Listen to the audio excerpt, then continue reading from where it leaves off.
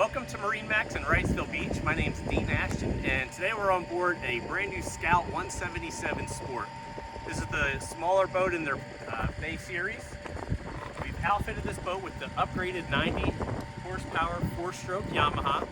As you'll see in the photos, the boat does have the shark gray hull sides. You've got seating for two here at the helm and great storage underneath that seating compartment with designated cooler storage as well as tackle box storage.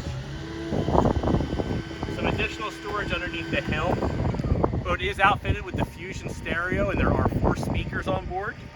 You have a tilt wheel at the helm, Lenco trim tabs with LED indicator, easy access to your battery switch, nice windshield for protection here, live well and jump seat in front of the console, rod storage for 6 rods here on either side, 3 on either side of the console.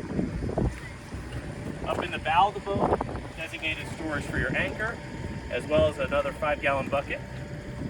This boat is outfitted with the trolling motor plug, and it is also pre-fit for the power pole mount at the transom. That's a real quick look at our Scout 177 Sport. If you'd like to see this boat in person or any more information, give us a call at 910-256-8100.